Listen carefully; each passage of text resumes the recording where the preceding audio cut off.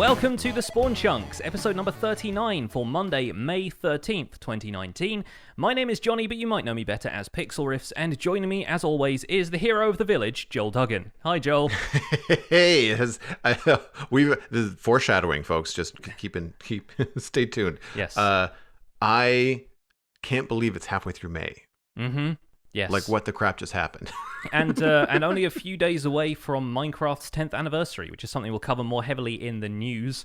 But yeah, wow, this is it's the 5 years on from when I started, and it's crazy to think that this game is turning 10 in just a few days. I have a hard time reconciling that I've been playing the game for 2 years myself. Yeah. Like, it does not feel that long. I still do not feel like I know enough. Like, in many ways, you're like, yeah, I know a little bit about the game. I mean, gosh, I do a podcast about it, and then other days you're just kind of like, I know nothing. Yes. I don't know nearly as much as people that have been around for so long playing the game. So, believe me, I still have that feeling, and I'm making a tutorial series. So yeah. it's... Well, I mean, it's the beauty of Minecraft. There's always somebody new, right? There's always somebody that is opening it up for the first time. There's always some 9-year-old that has got no idea what this is and is cracking it open the first time. And then probably, and hopefully subsequently, their parents are also playing with them and saying like, what is this? How did I not know about this? It's just because your life is steeped with whatever you're kind of into at that time, and as things develop, it either appeals or it doesn't, or some. I would imagine that there's probably a lot of players out there who we don't hear from that used to play Minecraft that don't anymore. Mm-hmm. And I'm wondering if they look at where it is now and they're like, oh, wow, that's really neat. Not that they have time to play or any interest to play, but I'm wondering if they hear news and they go, oh, okay, yeah, I used to play that back in the day. Yeah. I don't hear from those kind of people either on social media or Reddit or, that kind of place very much. It's a somewhat common thread on Reddit where somebody will be like, I haven't played Minecraft in 5 years, so there are wings now? And everyone's like, yeah, okay, we need to get you up to speed. There is much more than just wings. But speaking of your 2 years experience, what have you brought to bear on Minecraft this week? What have you been up to, if anything?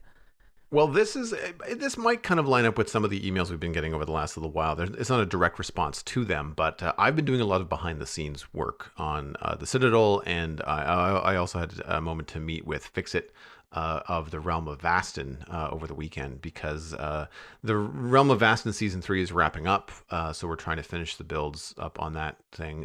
Part of it has been a problem up until now, which is good, because we've been waiting for 1.14 to be stable, because the two giant builds in the middle of the city that we've been building have been heavily decked out in andesite, and both Germsy Boy and myself have been waiting for like stairs and slabs and stuff. Yeah, I bet. So when you're building a giant organic tree, you're like, some extra stairs would actually really be helpful, and I kind of don't want to spend the countless hours of filling in this tree only to realize, 2 weeks later that I could have had some stairs and slabs when I needed them. Mm-hmm. That will also help with some of the previous questions we had about that tree and how we're going to keep it spawn proof. Right. So stairs and slabs are going to do two things. It's going to allow us to control where snow goes, but also control where mobs can spawn, which is going to be good. So we've been thinking a lot about that. I have been doing some behind the scenes digging on what is it called? Is it trimming chunks? I guess is the best way to talk about it. People call it pruning a lot of the time. Pruning. Yeah. So I've got some very specific chunks which people have seen in some of my streams. We call them the displacement zone on the Citadel, and it's just a big chunk. It's just a bunch of displaced chunks that look really weird. It looks like Minecraft skyscrapers made out of dirt, and so I'm looking at trimming those up. But I'm also thinking about erasing a lot of the loaded content between places. Like, we've got a mesa and we've got a jungle, and in order to get to those places first, we had to load everything in between, and in some cases it's a couple thousand blocks. So we are thinking about keeping all the current builds that we have, but then pruning the chunks outside of that so that we do not have to travel as far for 1.14 content. So that is taking up a lot of my behind the scenes time, because I'm looking at like the amidst map loader to trying to figure out where things are. I am watching a survival guide video that has some information about pruning chunks from yourself. I'm Hmm. also looking at. We mentioned it. I don't. What was the name of the tool? We had a link in the Spawn Chunk show notes not 2 weeks ago, I think. MCA Selector is the one we're thinking of. That's the one. Yes. So that link should be in the show notes for people that are looking to do the same thing. So that's what I've been up to. It's been mostly kind of the back end admin side of stuff, but we have had some listeners write in and ask, like, what's the right way to do a server? Like, do I want this kind of control and that kind of thing? What's better for realm versus independent server? And if this is the kind of stuff that you want to do, then leaning on an independent server is probably the way to go, because you're going to have this kind of control compared to other places. But everything always, like even realms, you can download a backup. Like you can always download your world and play it as a single player if you no longer want to play it on realm. And I think that some people miss that in the discussion about realms versus like an independent server. But it's a little bit easier, I think, for me to download a backup. I also have automated backups, so even if I don't have one right now, the server backs itself up every night at something like 3 a.m. when there's no one on. Yeah.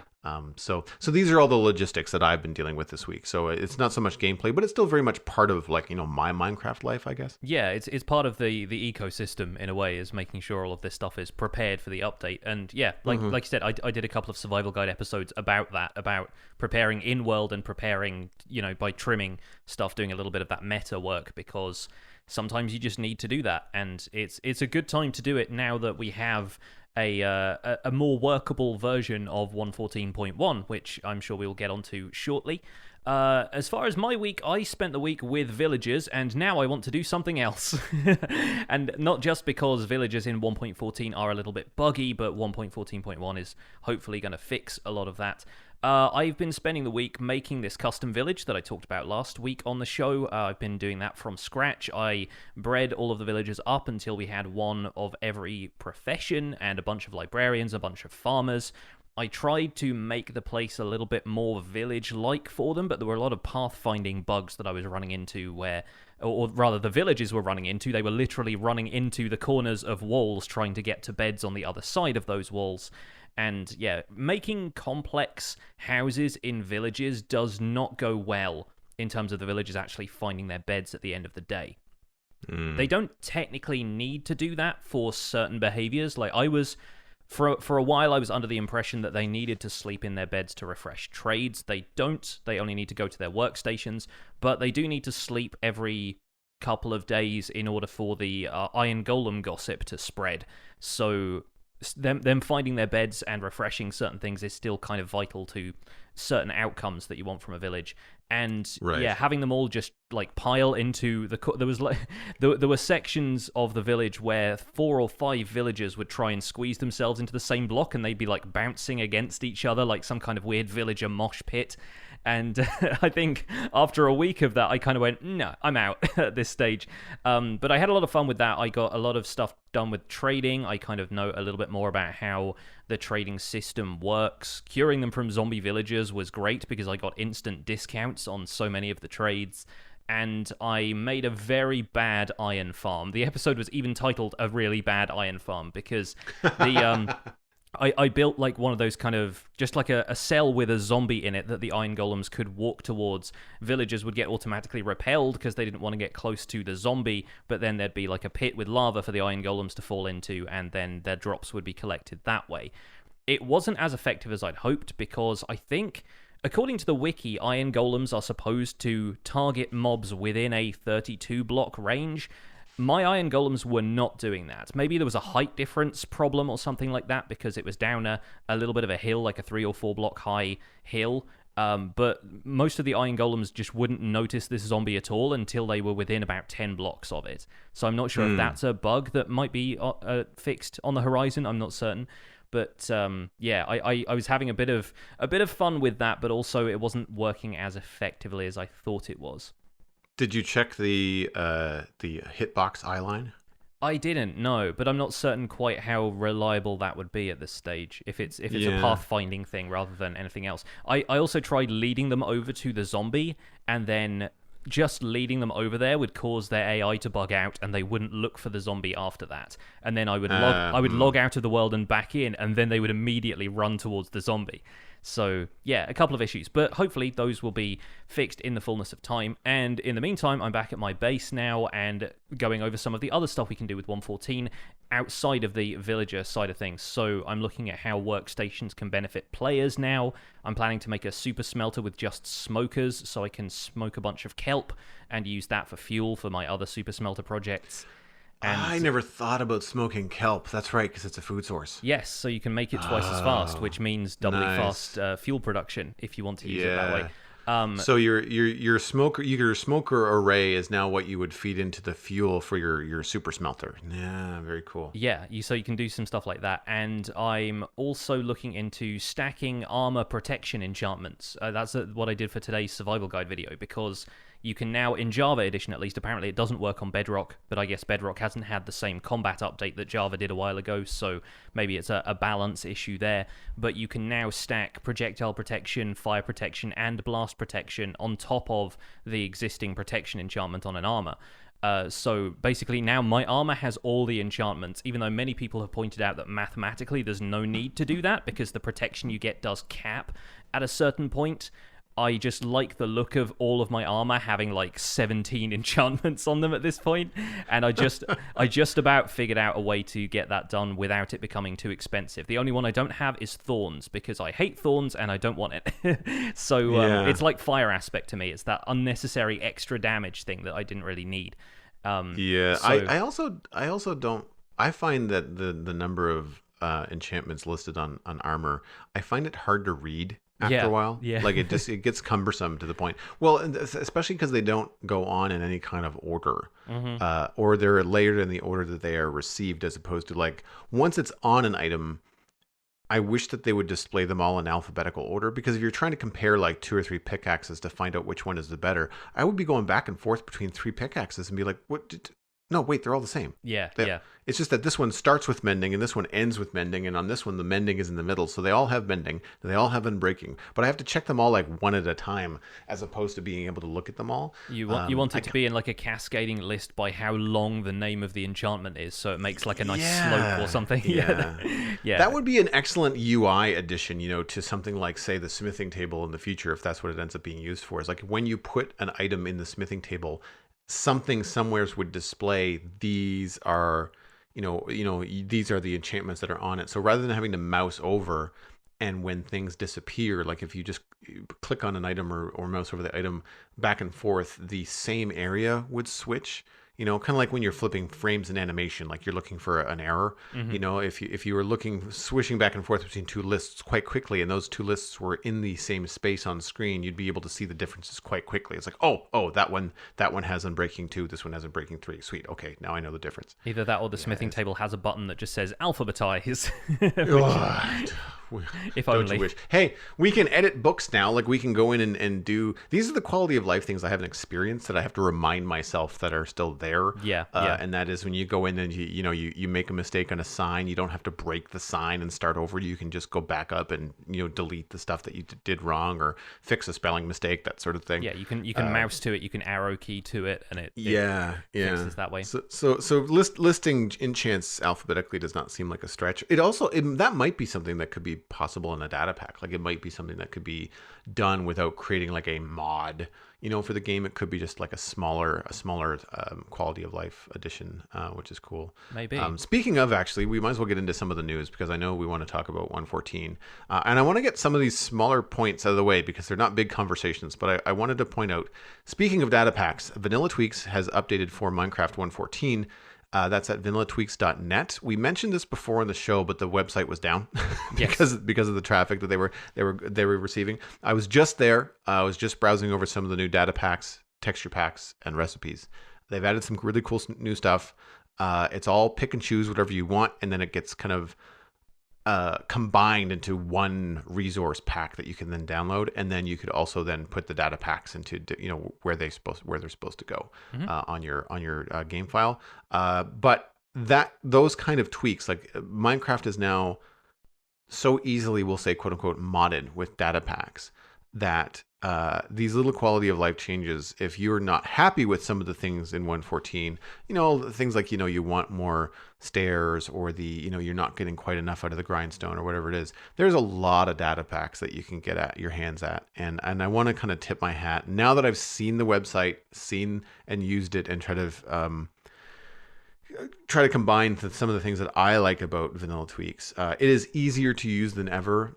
Most, if not everything, has a video accompanying it explaining what it is, and so you can go in and look and say, oh, that's what Larger Phantoms does, and all this kind of stuff. So I want to tip my hat to Exumavoid and the team that he worked with on Vanilla Tweaks, because in addition to 114.1 being out, Vanilla Tweaks is also updated for 114, and I think between those two, people are going to be very, very happy, and it's going to be very easy for people to get what they want out of the game. Yeah, we have some of the old favorites running on my Patreon server. We have Dragon dropping Elytra, double Shulker shells, and that kind of stuff. One player sleeping. All of that stuff works right out of the box. It didn't even have...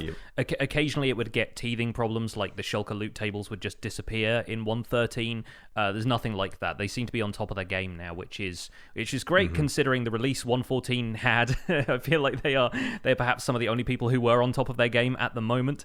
But that has now been cured because we have a 114.1 release, which has, we've been through 2 pre-releases of that this week, but it had a lot of good bug fixes. It's only gotten better as the week has gone on, and now today, probably like a couple of hours before we started recording this, we got the full release of that. So we'll go through the highlights of that. We'll talk a little bit about Minecraft's 10-year anniversary, which is coming up, and then we'll just discuss some of our thoughts on that. So the highlights from Minecraft 1.14.1 include chunk rendering issues being fixed, a fix for hostile mobs not spawning at all or not despawning from your spawn chunks, which was an issue for a while, villagers being able to get hit by their own fireworks when they celebrate raids, raids ending, rather. Mobs trying to pathfind through corners, which was the problem I was having in my village. Villagers and iron golems counting towards the passive mob cap has now been reverted or fixed, so they're not going to be, taking up the passive mob cap from the spawn chunks if you make an iron farm. And there was an issue with redstone components getting stuck if they received a 2-tick pulse and they weren't getting updated after that. Basically breaking anything that used repeaters. That got fixed as well. There are a couple of outstanding bugs still being worked on, and I know a few people in the community are a little bit concerned by the fact that those haven't been fixed in 1.14.1. Remember that these are still, they're still being worked on, and there's still the opportunity for them to release another 114.2, 0.3, whatever it takes to get it to a state where everyone is a little bit happier with the whole thing. But I think 114.1 it's timely that it's being released now, because I feel like any longer and maybe the community wouldn't have really had the patience to stick around and explore this release when it happened. So I'm happy that they've at least got it out this week and they can continue to focus on some of the outstanding issues throughout the week. Yeah, I agree. I think that they took the, really not game breaking, but the really poor experience bugs, the things that were really keeping people from wanting to play the game, prioritized those, got that out, got everything sorted. They even said, we do plan on releasing a 114.2 to address further issues, whilst we work towards the next major update, 115. So 114 is going to take care of some of or 114.2 is going to take care of some of the straggling things that they did not push out. But I would argue that some of the more niche bugs are better for 114.2. They did the right thing by pushing out the more crucial bugs, I think, and fixing them out with 114.1. Specifically, I think chunk rendering was putting a lot of people off updating. So now that that's fixed, I think people are going to get the experience of Minecraft that they expect when they log in, which is the important bit, really. Yeah, I am in that camp for sure. The last bit of news is that Minecraft is celebrating 10 years of gameplay as of this May 17th, 2019. That's 10 years of Minecraft. There is an anniversary sale happening now, up to 50% off of various versions of the game, 25% off of merchandise from the official store, etc. Minecraft Classic has been re-released as a browser game. You can play that at classic.minecraft.net. We'll have a link to that in the show notes as well. And Microsoft Twitter account teases some of the augmented reality Minecraft app stuff that's coming, and that is, I think there's more coming on the announcement day. As far as I know, I have not been keeping a heavy beat on Minecraft, Minecraft's birthday. But I know that you have a keen eye on Friday, Yeah. the 17th, for obvious reasons. I mean, I'm not saying it's they're releasing all of this stuff on my birthday, but it's basically happening, isn't it? I would say own that. Yes, no, totally. They've done it all for me. And as regards this Microsoft tweet, they put out a tweet early last week, I believe it was, where it was a short kind of teaser video of somebody picking up a phone off of a bench and then looking at the app that was open on the phone, and then Minecraft stuff starts popping up around them in the world, kind of like an artificial augmented reality kind of thing, in a similar vein to the stuff you see in Pokemon Go. So a lot of people were thinking, is this going to be some kind of Minecraft equivalent of Pokemon Go? Is it going to be one of those apps that like encourages kids to get outside and explore the real world instead of just sitting inside and playing video games, which is always, a positive thing to promote like healthy activity and that kind of stuff. But there isn't really any other information about it. They said tune in on Friday to get more of the kind of information about this in the Minecraft announcements that are happening. So yeah, the website has been revamped, has a 10-year anniversary logo on it, and there's a bunch of stuff saying, coming soon, big question mark here, watch this space. So interested to see what's coming up. I have a feeling we're not going to get any announcements related to the core game. We did mention this last week that maybe we'll hear something about Minecraft Dungeons or any of the other experiences they've been developing. This app seems like one of these things. And to be honest, I'm not that into like mobile app stuff. I gave up on Pokemon Go after a few months of playing it. I just kind of decided it wasn't for me after that. And I don't really care much about the app thing yet, but mostly because I don't know what it does. So vaguely interested in that. And as for Minecraft Classic, I might dip into it briefly, but there's no nostalgia there for me. I joined Minecraft 5 years in, so I was used to a more cohesive game experience at that point, and I've seen a few people getting back into Minecraft Classic and being like, "Wow, look at how green the grass is, and like how different it is." And it's a nice way to look at how far we've come since then. But I don't really see myself making too much use of Minecraft Classic. Maybe worth a look for anyone who's interested in the history of the game, though. Yeah. It has been 3 years, roughly, since the release of Pokemon Go. I played it like you did for like a couple of months, and it was kind of cool, but I didn't really follow up on it. Now I'm not the right fan base. I did not. I missed Pokemon growing up. It was too young for me. The thing that I noticed, and one of the reasons I stopped playing, was that battery life in the phone really did not last long enough to enjoy it. Yeah. And more around here, when it was a huge fad and there was people all over the place in groups playing it, I would be walking by or out for a jog and see groups of people out doing Pokemon Go, and all of them would have these battery packs attached to their phone because it just wouldn't stand up. Yeah. Well, I keep up on tech news, and battery life on phones, even though it's been 3 years, have not increased exponentially. Like you might get an extra hour or two, from a brand new phone that comes out this year compared to a brand new phone from 3 years ago, but they're kind of at a wall. So I don't know, unless there's a better way that this kind of augmented reality app can manage the drain on your phone. I mean, if you can't play it for more than a half an hour without it being troublesome, I don't know. People will find it neat, but I don't know if it's going to have any kind of staying power. I do at least applaud Mojang and Microsoft for throwing some spaghetti at the wall to see if it sticks, right? Even if it's just a marketing tool. Like even if you're walking down the street and you get to see something that happens and it ends up being an ad for Minecraft Dungeons, or, I would rather interact with something cool like that and get more information about, upcoming content than I would just having blog posts, right? Like, or if it was just another game. Like at some point you have to be concerned a little bit about dividing your player base, right? Like, I mean, who's your target audience with an augmented reality app? Is it people that are playing Minecraft? Would you not rather them be playing Minecraft? Because with so many of the player base being in Bedrock, where there's a Minecraft store, you would think that you'd rather put them there, right? And push the content there. Yeah. But I don't know. Like without knowing much more about it, I'm not really sure what to think. How do you feel about the whole Minecraft 10th birthday thing? Like, do you feel nostalgic about it?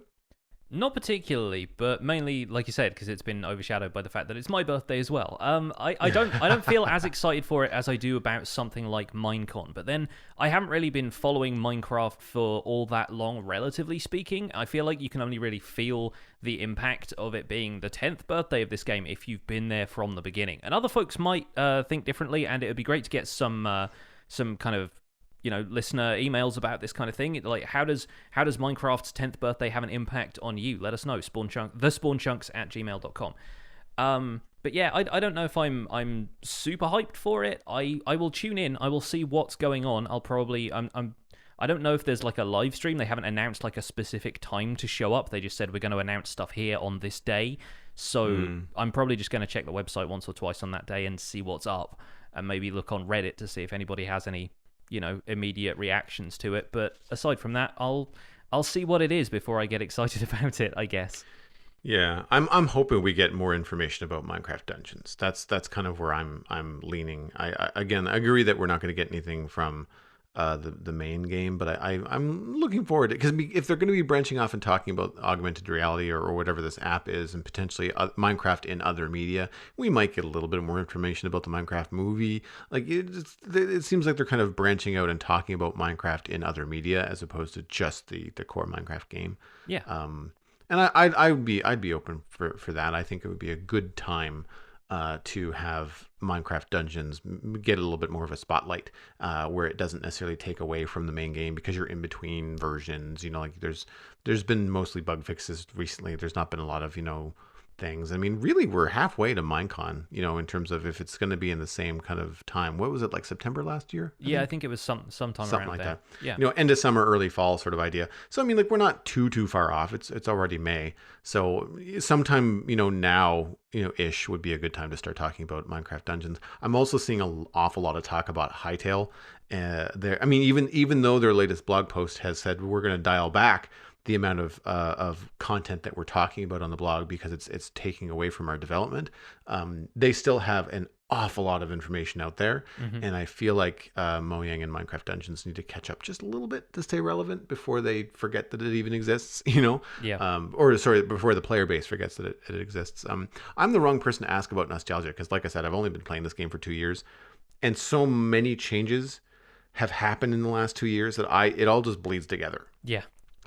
Obviously, since doing this podcast, I have a better handle on what happened in 1.13 and what happened in 1.14. But you start asking me what happened between 1.11 and 1.12, which is, I think, around when I started playing. Phew, I can't remember the details. Like, it's all just Minecraft to me. It all kind of mashes together. Yeah. But in terms of what I'm going to be doing on Friday, I'm probably going to be playing quite a bit of Minecraft 1.14.1, because I logged into the survival guide world with it, and it's running a lot smoother for me. Chunk rendering is definitely back to where it should be. Although, personally, I can't wait for Optifine to have it work even better.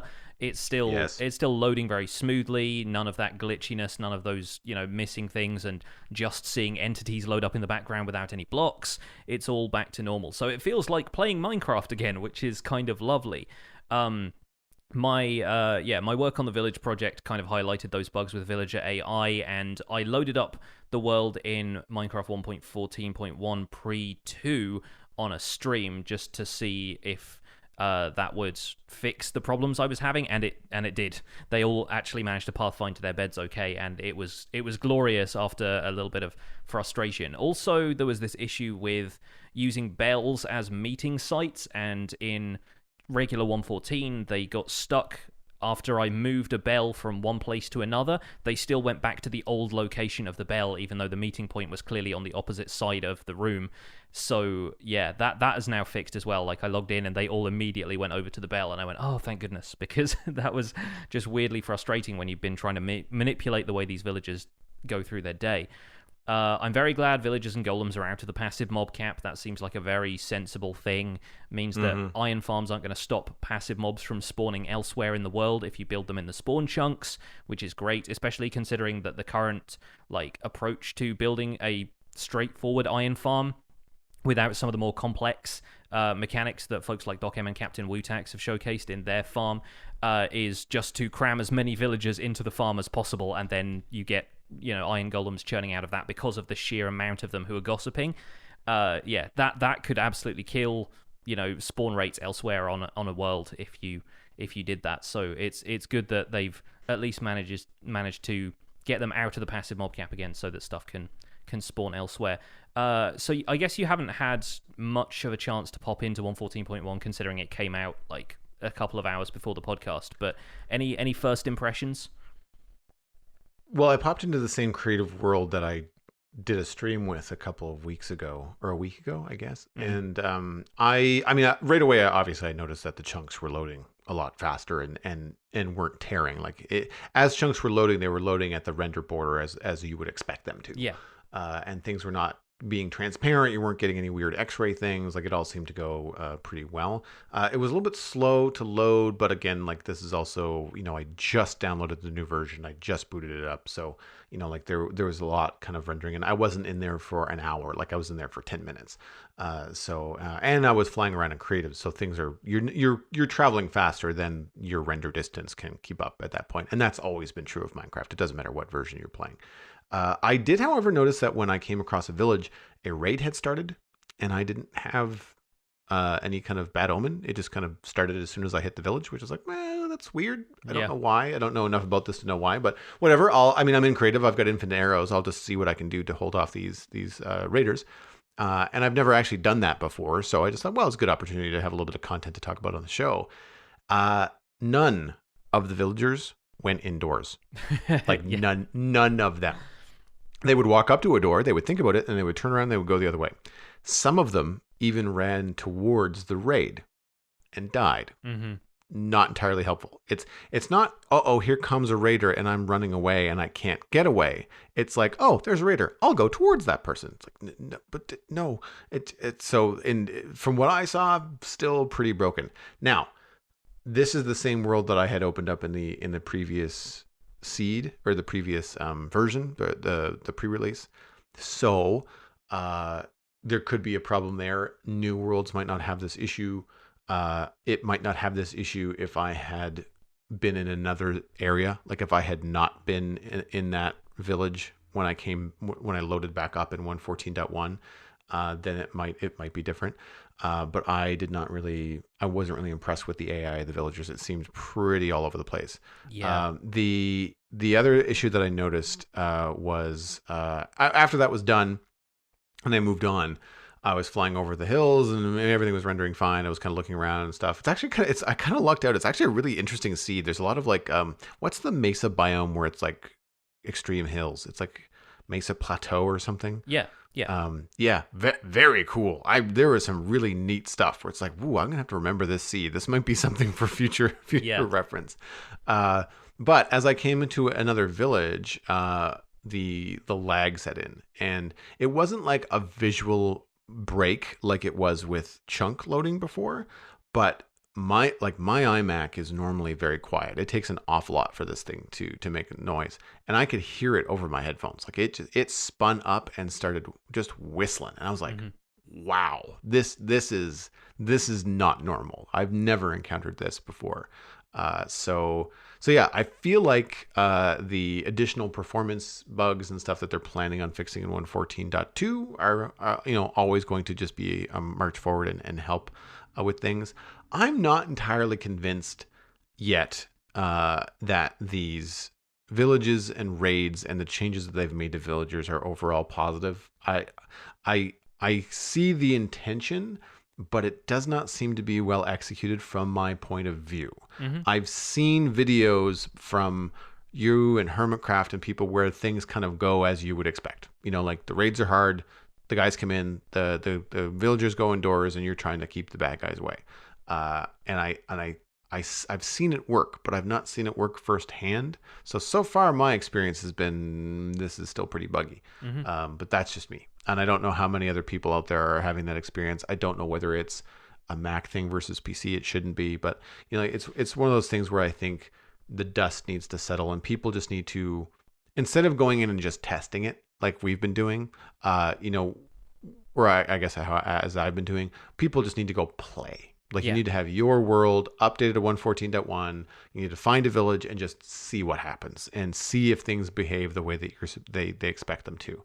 I even went and rang the bell, and it was like they all ran to the bell, and then they all ran around like chickens with their heads cut off, and that was it. They didn't do anything else. And I was like, that's not what it's supposed to happen. Yeah, they seem to be a little bit confused about whether they need to run to doors or they run to their home bed. And sometimes that includes both of those things. But yeah, with the pathfinding that's been a problem recently, I haven't really had a chance to explore how raids are different in 1.14.1. So if I was to guess, I would say that the villages are rendering in with not enough beds for the amount of villagers. Oh, And yeah, so I three or four expect so. villagers jump inside, they go inside, and they get in their bed or whatever, and then the other villagers are just like, I don't have a place to go, so I don't know where to go. Yeah. I'm supposed to be moving, so I'm moving, but I'm not sure where I'm going. And that's what it seemed. It seemed like there was a missing piece of the puzzle, you know? One of my favorite villager behaviors so far is when one of them gets in a bed and the other one kind of stands over them looking down as if to say, are you going to move over? Like, is there room here for me? I was like, it's the case when they don't quite have enough beds. And the one problem I've still encountered with the village that I built was that if they are well fed and if you've traded with a bunch of them, they will try and breed, but then if you don't have enough beds for them, they seem to get mad, and they'll still get those heart particles and stuff, but instead of saying, oh, okay, we can't breed right now, so let's just forget about it, they keep trying to breed, and then they get mad that they don't have beds.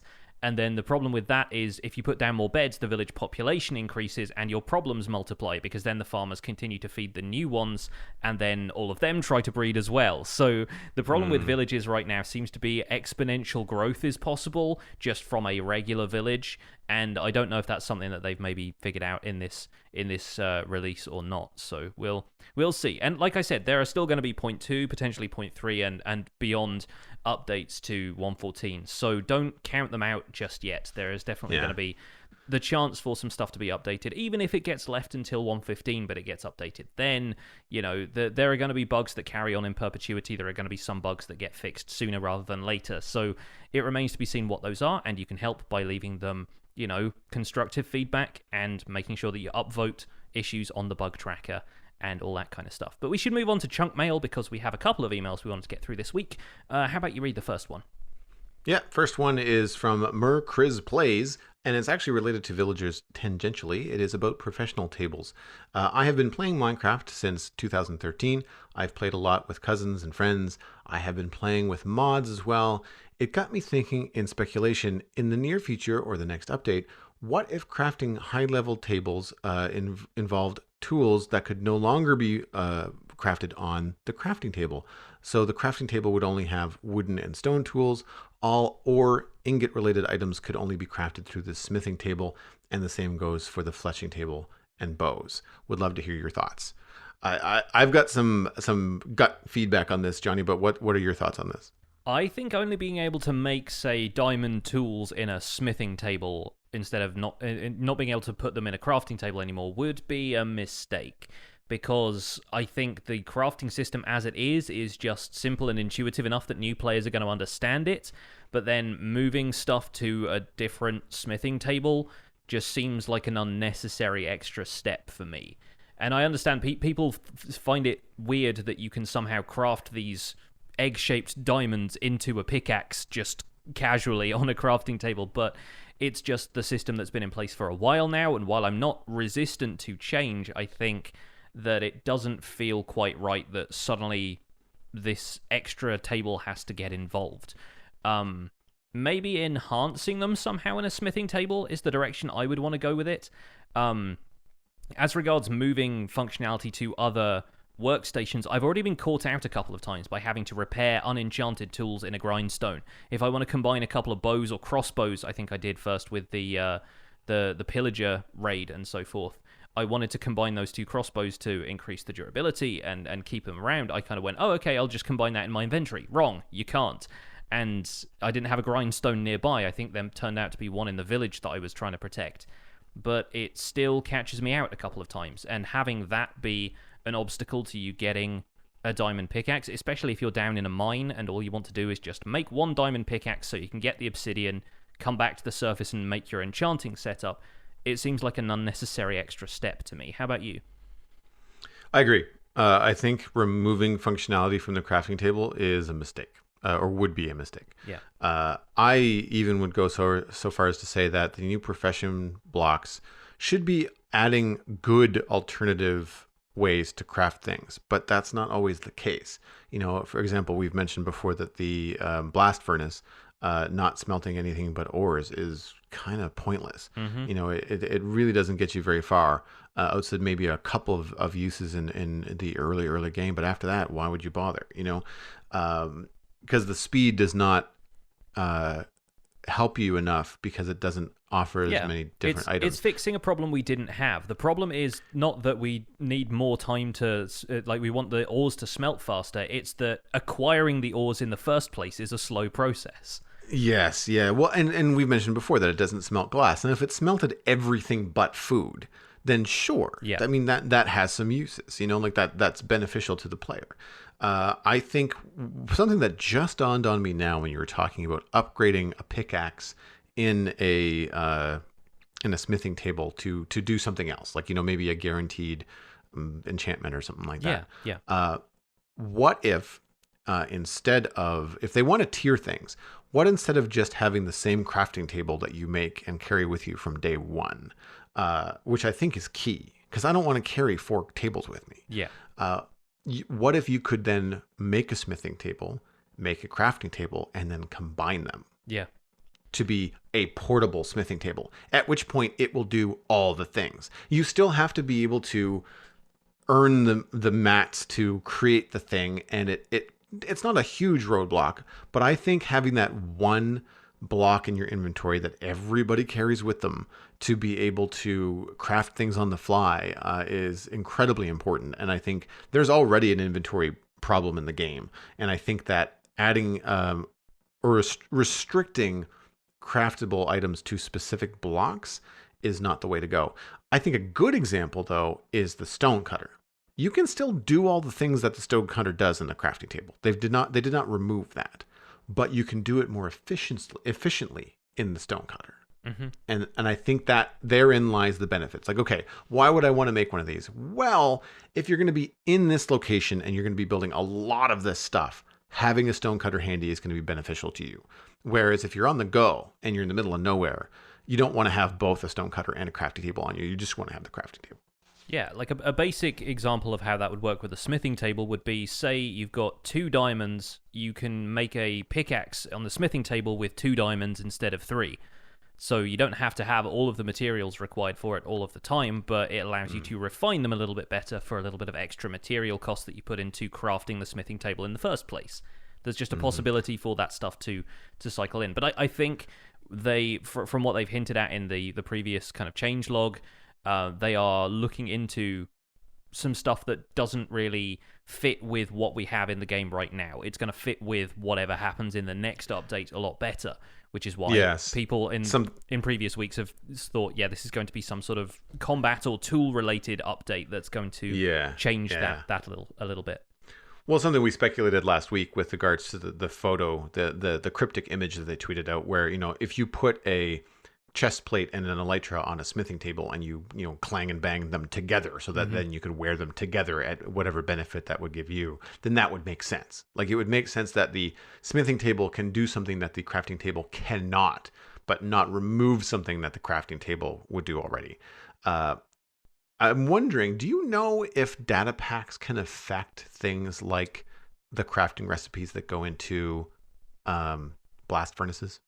I don't know, actually. I'm not sure if they could change the stuff that you can smelt with a blast furnace. I imagine they could, but I know they affect the yield of a regular furnace. Yeah. Like, I've seen that recipe before where you can say, like, I want to smelt this, but I want to get more than the game previously allowed. It kind of doubles the output or something. Yeah. Yeah. So, like, I'm curious, because that would be an interesting way to tweak the blast furnace to then be useful.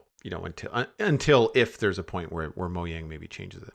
Yeah, I expect somebody could do it. I'd like to see that happen. And while obviously survival guide, I try and keep as closely to the vanilla game as possible. So I try not to make changes like Right. that. I think it's Hmm. something that would definitely be better for quality of life on servers, especially folks who are building something with large quantities of glass or smelting all of that leftover netherrack into nether brick, that kind of stuff. It can be Hmm.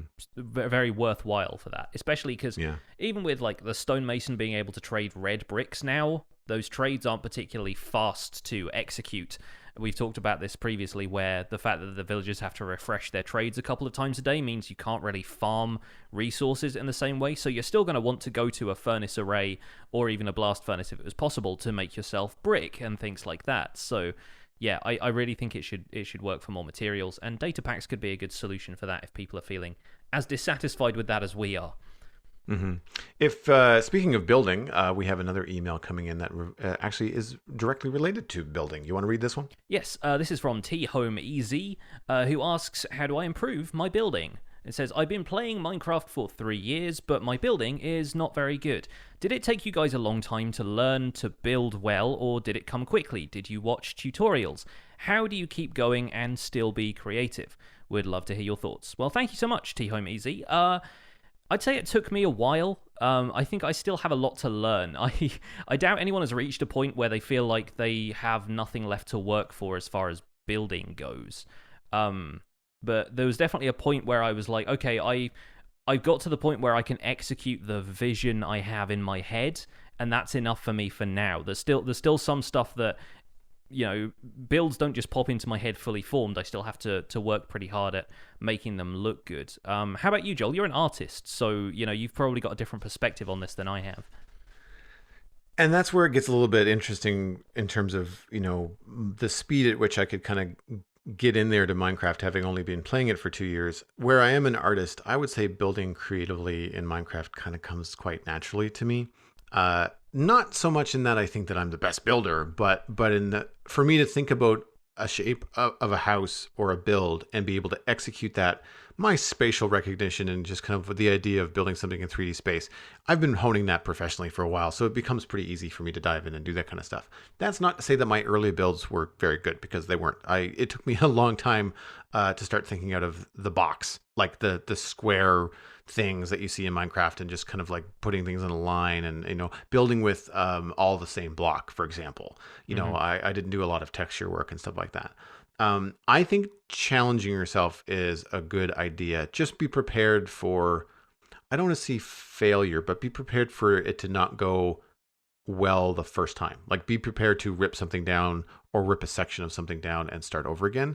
I went from being a very doing a very boxy kind of like starter house, and I went straight into designing a version of Snake Mountain from the He-Man cartoons. So it was huge, it was organic, it was the shape of a snake. Like, I had to do all kinds of planning, but it really taught me a lot about Minecraft very, very quickly, and scale, and how to build high things when early on I didn't have a elytra. So like, I had to pillar up, I had to make scaffolding, I had to do all this kind of stuff. um I had to be efficient. Like, I had to build stuff in the right order so that I didn't have to then go back up and down and up and down and spend my whole time just climbing ladders. uh I didn't watch any tutorials outside of maybe a few from you, actually, Johnny. Hmm. But what I did find is that I started to watch Let's Plays from people like Johnny and Hermitcraft people, and people that I liked. I would look at their builds and go like, that's cool. I want to know how they did that. And so rather than just sitting down and getting a block for block for tutorial, I would just kind of watch Let's Plays, observe how they're using certain blocks. Sometimes you'll get someone, a good example is Good Times with Scar. He'll often take the time to discuss with his viewers why he chose the blocks that he chose. And that is very helpful, even if you're not necessarily copying what he's doing, but it gives you the idea of choosing something with intent. And I also plan a lot on paper, but I'm very comfortable there. That's where I can kind of like, um, I like to call it an artist vocabulary. An artist vocabulary. I can I can draw a foot, I can draw a hand, I can draw a shutter, I can draw a flower pot, because I've drawn them enough throughout my career that I can just kind of whip them out of my head. Whereas in Minecraft, I'm still very much in that trial and error phase where it's like, would this look good as a shutter? Let's try that. No, let's try something else. So I spend a lot of time in a build kind of like throwing blocks up against the wall, literally to see if they stick. Whereas I've seen other builders that have that builder vocabulary where they have like, I've got 60 different types of dormers that I could build in this house. Which one do I want to just plop in? And to me, that just feels crazy. But they've been building for so long in Minecraft, specifically in these ways, that they just kind of have those kind of things in their back pocket. Same with texture. You see a lot of people working with different blocks and textures. It's because they do it so much that they just know instinctively if they go to coarse dirt, brown concrete, and green concrete, that it looks like dirty moss. Like they can kind of whip this stuff out. Mm-hmm. And I would say, and I'm curious about your thoughts on this, but I'd say for staying creative, for pushing yourself forward, I think the easiest thing to do that is to tell a story. If you give yourself a narrative, if you give yourself reasons why builds exists, you will very quickly not just run out of things to do, but you will find yourself overwhelmed with things to do because it chains. It's like, well, this aqueduct is here because this society was here at this age and they had to fight the bad guys. And whoa, who are the bad guys? Where did they live? What did they look like? And so all of a sudden you've got a list of 20 things that you can do in your world. And I think that telling a story is a great way to kind of break any kind of creative block. How do you get past, staying creative in a world, especially now that you've been on, say, like the Survival Guide for what, like 100 plus episodes now? Yeah, we're on episode 138 as of today. It's a lot, and obviously the pressure to produce daily content is the thing that makes me, keeps me going in the same world. And even some of my builds aren't necessarily finished. Like the castle build that I've been working on for a while looks finished from the outside, and the outside is the bit I was focused on. But then I haven't done probably 50% of the interiors in there because I don't really have anything to teach as far as tutorial episodes go. So I feel like it's not necessarily worth my time if I'm not going to be using those areas regularly. For a start, there are so many different disciplines when it comes to Minecraft building. There is interior and exterior. There are so many different styles. There's, it becomes about identifying what you want to build and what you feel like you are good at building, and then, for want of a better term, building on that, kind of establishing a bit of a repertoire, like Joel was saying, kind of establish bits and pieces of a house you can do. And if that means reproducing the same house over and over again until you feel like you can iterate on that and change little bits and pieces to make them all feel like they have character, then that's a good approach too. If I look around my neighborhood in real life, a lot of these houses are built after the same pattern because they were all built at a time when it was like council housing and everybody just needed a place to live. So you'll find a lot of them are modeled after exactly the same floor plan and footprint, and they've been changed by the owners, or, they've been modified a little bit. Some of them are attached to other houses, some of them aren't. And there are just so many different little iterations, but they're such small changes. And if you just keep building the same house over and over again in a pattern like that, before you know it, you've built a neighborhood. And one of the things I always think about building on a larger scale in Minecraft, if you're building a city or something like that, is the macro scale of things is important. Looking at it from a distance, even if the houses individually up close don't look all that good, if you have a lot of them and they have some kind of like organization, if they're just built in like a long row, for example, that looks like a city street now. Even if the houses up close aren't anything special, you've already built more than the average person who's just going to build one really fantastic looking house and then is going to run out of creativity entirely. So don't take it from a perspective of like you have to be a perfectionist about one thing before you move on. Move on from those ideas and iterate on them and keep doing different stuff. Absolutely. Yeah, I agree with that, because for me, I will not let myself go back and redraw old comics. Yeah. I draw the next comic better. I look at the ones that I don't like, say, what do I not like? How can I get better? I don't necessarily go back and like redo old stuff. I think moving on and perfect is the enemy of done. Mm-hmm. Right. And nothing gets you down on yourself more than not being able to finish anything because you're so focused on it being perfect. Get it done. Give yourself a time limit maybe and say, like, okay, whatever this is, it has to be done by Friday or the end of my weekend. And that I'm going to be as good as I can in that time frame. And the challenge is like the next time you do something, build it better in the same amount of time. Mm-hmm. Yeah, and don't get down on yourself about it. It's a video game. You're here to have fun ultimately. Yeah, So like, yeah, don't yeah. don't like stress yourself out about it. But in terms of who to watch, I started watching a few people quite early who specialized in building. People like BOO, who has a long running building series. It's kind of inactive right now. But I watched them because they were entertaining first and foremost. It was more like I wasn't necessarily looking for people who were expert builders but were, dull as ditchwater. I wanted someone who was going to keep me interested. And from there, I picked up new and interesting ways to use blocks. So I think it's important to find creators that you're going to stick with if you're interested in, shadowing another creator to see how they build stuff. My advice would be to watch vanilla players more than modded players, even though there's probably like a larger modded player base out there in terms of the sheer amount of content that's out there. Modded players will often focus more heavily on tech progression and don't really care about base building. Either that, or they use modded blocks, which aren't going to be as accessible to you as a vanilla player if you are a vanilla player, or you're not going to have the same mods and you're not going to be able to reproduce the same results. I find that modded building can get a lot more detailed. If you think about mods like chisels and bits, you can create incredibly detailed, like Art Deco inspired skyscrapers and stuff like that, which work on such a better scale for the player than anything you can build detailed in vanilla. But it feels like cheating because they've done it using something where you can edit individual pixels of a block. And that itself takes a huge amount of time if you don't know what you're doing and you're not using templates for it and that kind of thing. So that can be kind of difficult. Also, if you're building in the default texture pack, watch people who use the default texture pack, or at the most faithful, because it's really easy for people to make the builds look good because they're building with Conquest or they're using shaders. And while many of those folks are talented builders, it's kind of an unfair comparison if you're playing with default textures in Java Edition. So I find myself like, try not to compare yourself too heavily to other folks' builds, because a lot of the time, aside from it being a great build, they will also have tricks to make it look really great. 90% of the builds that I get wowed by on Reddit, I take a step back and go, well, actually, no, they've rendered that in a program, and their friend who does Photoshop has chucked a ton of filters on it to make everything look like it's underwater, and the natural Minecraft environment isn't going to look like that. It's still an impressive build, but they're showing it from a perspective that you couldn't possibly see it from in-game.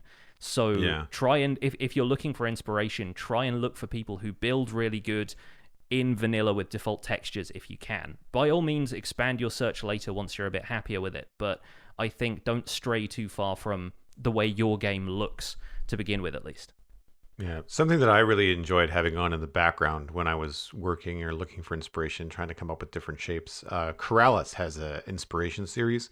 More often than not, he's talking with Andy as Yoda, but he's got a couple of different guests that come on, and that's all they do. They're in spectator mode. They just kind of fly around and look at different stuff, and a lot of it has to do with modern housing. So if you're into that kind of stuff, that might be the way to go. Sometimes there's some different things they've done. They did one on the Lord of the Rings server. They did one on some plot servers where it's meant to be like a competition where everybody has a couple of months to come up with some really cool fantasy stuff. And granted, in some cases, especially with the modern builds, they're very often using custom texture packs. They do mention that they always mention it on the episode. And in some cases, one of the hosts will not be. They'll be in default. Yeah. Or they'll be in a different pack. So you can always see the different perspective.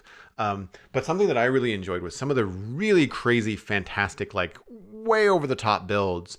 And even watching those in default, or even if it was a custom texture pack, you'd still be able to just kind of like think about color, block arrangement, scale, and just kind of, once you're a little bit more I guess versed in what your style is or what you're capable of, in your gameplay with regards to like what texture pack you're using and all that kind of stuff. Being able to look at something saying, I really like that. How can I make it my own? I don't want to copy it, but like I just like the shape of that. I would have never thought to make that oval. Like I would have thought that would have been square or round or something.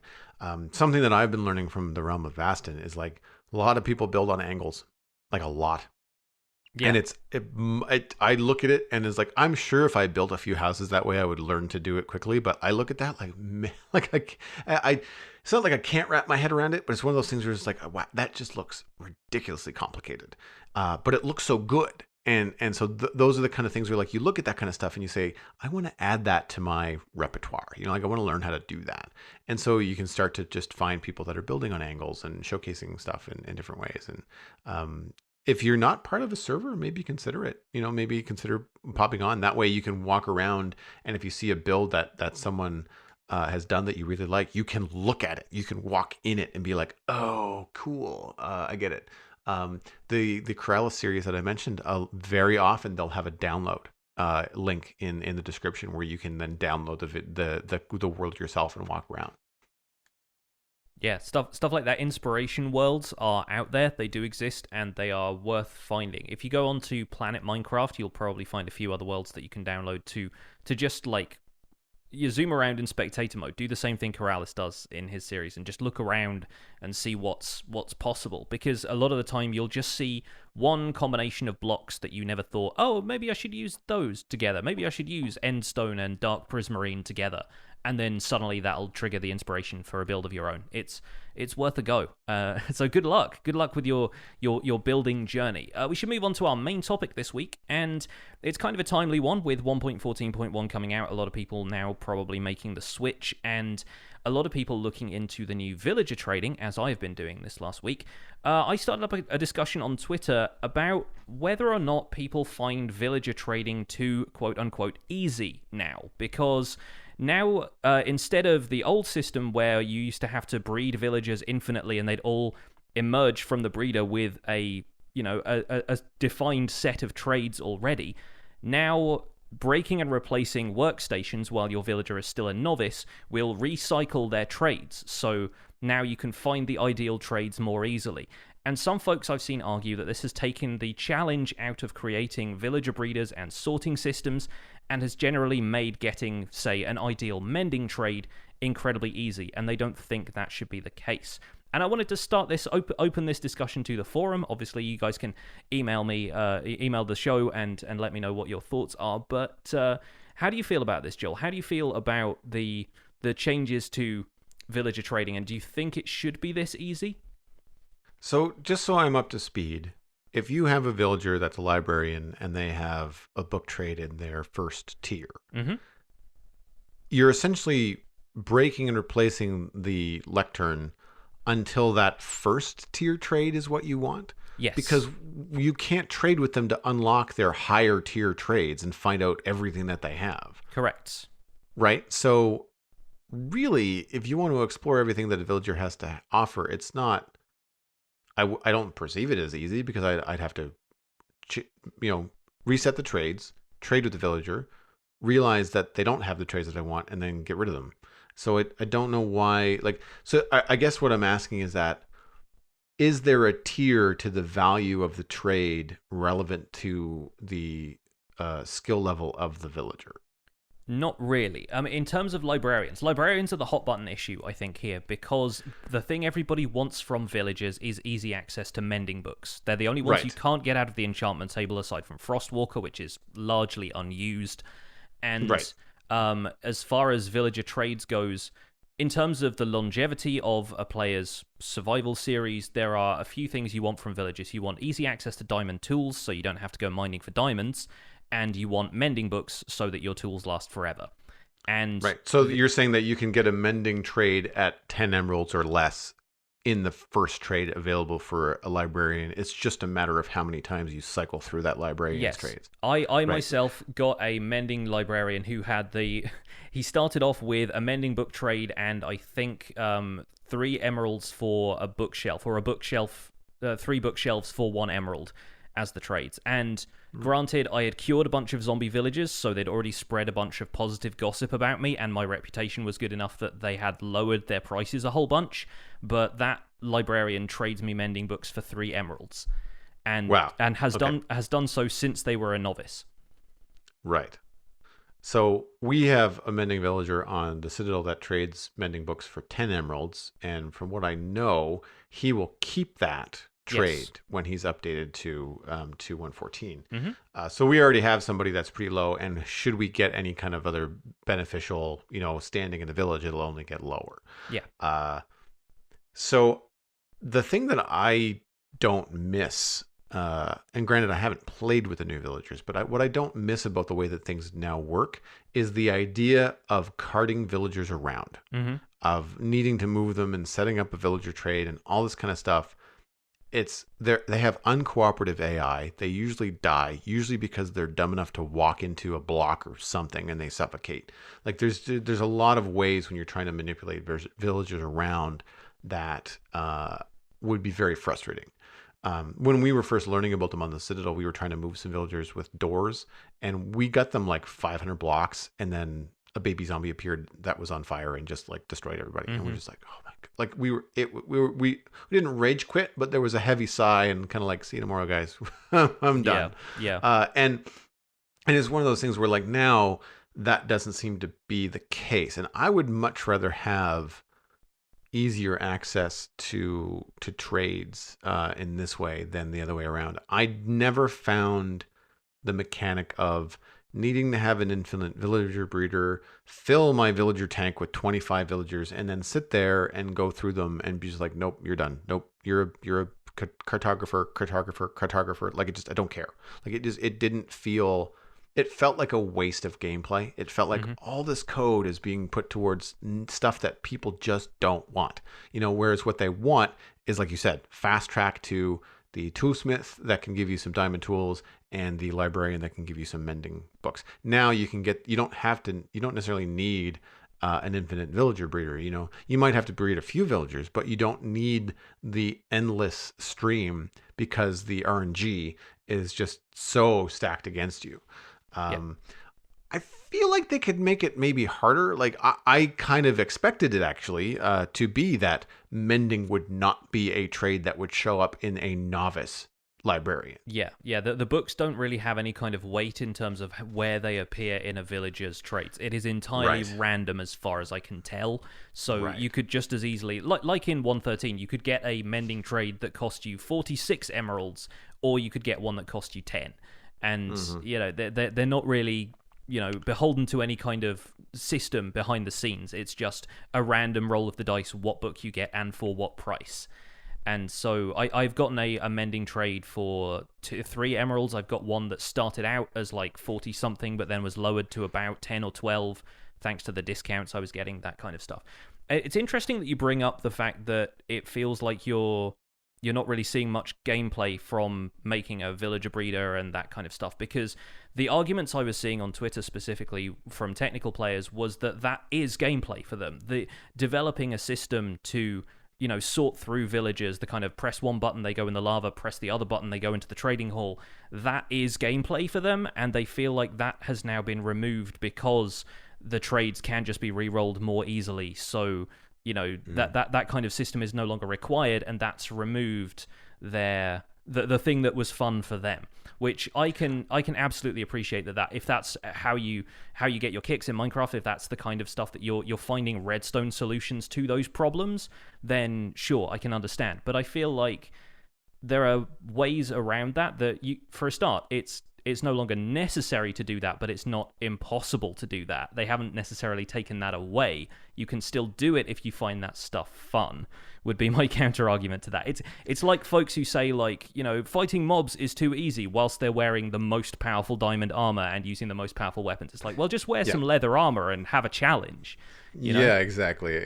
That's what I do. Like I wear iron armor, and it's because the server that I'm on, some of the players didn't want it on hard, so I was like, all right, well, I'll make it harder for me. Yeah, and you move the goalposts for you specifically. Yeah, exactly. And I want to be clear. I enjoyed building my villager breeder and building my trading hall, the Hotel of Eternity. It's actually one of the builds I'm more proud of. It's inside, which is disappointing. So when you walk by, it just looks like a cliff, but everything's inside of a cave. But using it afterwards, I don't find fun. That it's similar to what we spoke about last week about being able to trade for emeralds ad nauseum with villagers in 113 without that time reset. It's handy, but it's not fun to do it. Yeah. And I think that at least this way, yes, I potentially miss out on some gameplay of building a giant system, but and I say that because I choose to do that. But I then do not have to go through the endless scroll of trying to find all the villagers that I want, because it took us a long time, to get the villagers in our our trading hall that we wanted, and it when you're struggling to find those, I can see that being a point of frustration, and to not have to do that, that's fine by me. One thing that I'm curious about is, do you think it would be better if they made would it be too subjective if they tiered the book trades, or if they tiered everything? Like if you wanted like the best price, it would only be available from, is it journeyman? What's the expert? What's the top level villager? It goes novice, apprentice, journeyman, expert, master. Master. So Yeah. so say a master villager is going to have the best traits, or that's where you're going to find the unbreaking 3 pickaxe, Yeah. or something that you really really want. That to me would be enough to add a little bit of gameplay, but at the same time I can also appreciate the randomness and the really fun sense of discovery when you find that toolsmith and the first thing that he has is like this crazy sword, and you're just like, oh sweet, like that's so lucky. It's like stumbling upon diamonds when you're mining, right? Like it's one of those things that's exciting about discovering in games that have that kind of random generation. I had a question I was going to ask you, and I can't remember what it was. Well, It was specifically about the system. It was about building the system, and I can't remember what it was, because for me, like, I remember what it is now. I think part of the blowback from people saying that the system is no longer something that is necessary, and you're saying like, well, it can be. You can build it if you want. I think the same kind of player that says that the system is no longer necessary and I can't build it anymore, I feel like the mindset of those kind of players is hinged on efficiency. yeah. So whereas before you had to make the infinite villager breeder and you had to have the redstone trading hall to do this efficiently, right? And now that you don't need those, yes, you can still build them if they're fun, but you don't need them. And I think that's where that logic cutoff is with some players. We're just like, well, why would I bother to build it if I don't need it? Right? Yeah, no, exactly. I think that's definitely the crux of it, is them wanting to do this because they have to, and resolving that particular problem. Whereas now the solution is so easy that they don't see the point in putting more effort into producing something more complicated, because it doesn't really make it any better for them. So I can see that. I'd like to see somebody implement some sort of way to re-roll a novice villager's profession using redstone. So instead of breaking and placing the block yourself, you push the workstation closer to them or further away from them. I don't know what radius they detect a workstation from, and it was difficult to test in 1.14 because there was a bug where they might not lose their trades if they couldn't walk towards the workstation that they were claiming. So it might be easier to try that in 1.14.1. Some village workstations aren't pushable. Like anything that can have contents, like a barrel, the smoker, the lectern, those aren't pushable because Java Edition doesn't have the kind of back-end programming to push anything that's got contents. But maybe you could move the villager towards and away if they were in a minecart or something. I'm not certain quite how you do that, but there are definitely new ways of doing this that I think, because the update is so new, people just haven't got around to thinking about yet. They're more concerned about all of the stuff I used to do is now no longer necessary, more than, well, what can I now do with the new system? And I'm looking forward to, if this stays as the norm for villagers for a long time, the solutions people come up with, the new kind of gadgets that they come up with to figure out how to redstoneify the new villager system. Yeah, this could get really complicated. I just quickly typed it into the wiki, and a quick read here. In Java Edition and Bedrock Edition, villagers other than babies and nitwits seek employment by searching a 48 block radius. Yeah. So that's a wide range Yeah. for a job site block. An unemployed villager acquires a profession and a job by claiming the first unclaimed job site block it can detect in that area. A job site block can be immediately detected regardless of placement, reachability, or even visibility. Yeah. So that's the thing. I kind of wonder if you could like show a villager almost like a slideshow of different workstations, and then like if it's a visibility thing, maybe they can just just push the piston down in front of the thing so that they can't see it anymore? Do they become unemployed again? If so, you just like flick a lever on and off a couple of times to see what their trades are. But that's what I'm saying, that the wiki says regardless of visibility. Right. So yeah. it's 48 block radius. As long as it's there in the world, they were just ping detect it. So to me, it feels like moving, because you said even some of the blocks aren't movable, right? Yeah. Like some of the So you could potentially move the villagers. I mean, it would be a wide range, but like if you had a system where you could put a villager in a minecart, roll them more than 48 blocks, or I guess more than 96 blocks away, or 96 blocks. And put them in front of a different job block or profession block, then maybe they would switch. But I don't know. It doesn't seem at all clear on the wiki. And if it is that case, if it's that long of a range, how do you even change a villager's profession? You break and replace the workstation. But right, but I think how does the villager not grab another block within that range? I guess if that villager has to be the only one not employed. Yeah, that's basically it. And the way you would do it is have all of the workstations 47 blocks away from where you are, and just have a minecart track that goes 3 blocks away, 3 blocks back.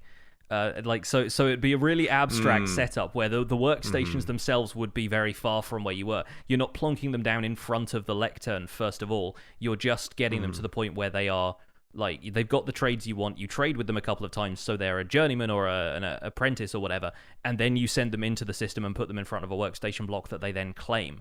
There's a bunch of different stuff, but this all has to happen pretty far away from the place where you want your trading hall to be, because that's where all of your other profession blocks are going to be.